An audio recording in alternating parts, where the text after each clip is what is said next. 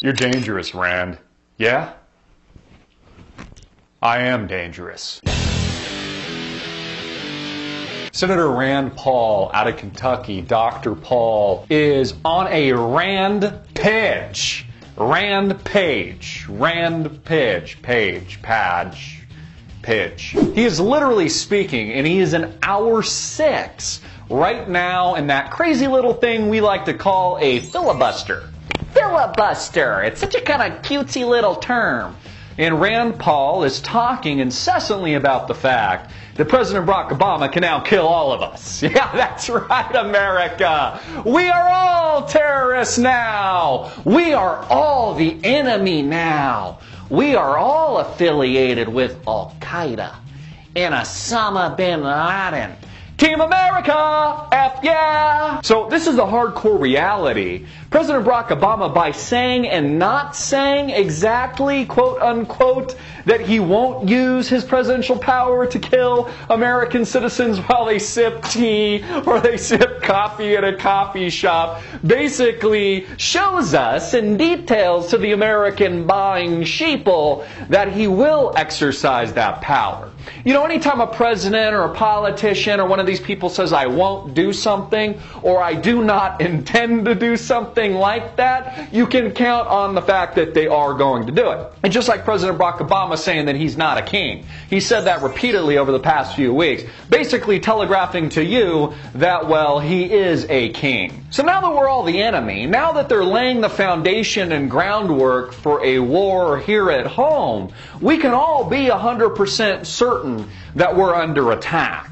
Not just individual liberty, not just the Constitution, but you, American Joe, John and Jane Joe Blow citizen on the streets. You are the enemy now. In fact, you might be at Sunday Mass, sitting with your family and friends right when President Barack Obama pulls the trigger.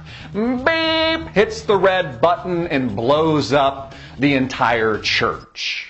If he accuses you, and we saw this with Christopher Dorner, and even though Christopher Dorner was more than likely guilty, he still did not get a fair trial. The Los Angeles Police Department and the police in Big Bear just skipped past that part and decided to light the match and torch him live on national television. You see, that's been bypassed in recent years. And we reported on this. I reported on this with Anwar Awlaki, a U.S. citizen only months prior having dined at the Pentagon, suddenly murdered by President Barack Obama, as President Obama congratulated himself live on television for that killing.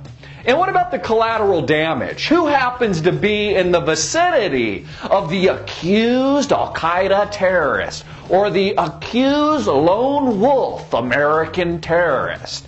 You know, the next Adam Lanza with a screw loose, one of the bad apples that happens to be on Prozac or Celexa or one of these psychotropic drugs that most of America is on. Because we always want to treat the symptoms but not ask the question, why do we have the disease and what is the root cause? Here, take a pill, take 3, and give me $100. That's the healthcare system what we have today. So we are all the enemy now. And the fact that Rand Paul is the only person at the Senate or in Congress or in our branches of government actually giving a shit pretty much just says it all. Because nobody else gives a shit. Nobody else cares until it's you, your family member, your friend, your mom, your dad, your uncle, your brother, your sister that is murdered at the hands of this president via a drone strike by yours truly, armed to the teeth.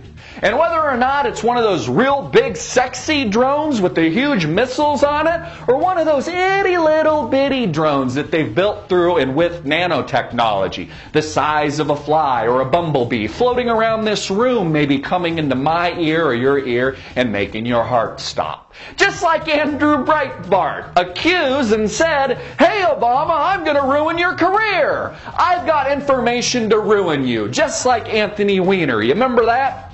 Andrew Breitbart was a man who didn't just say he was going to do something, he did it, and then he followed through.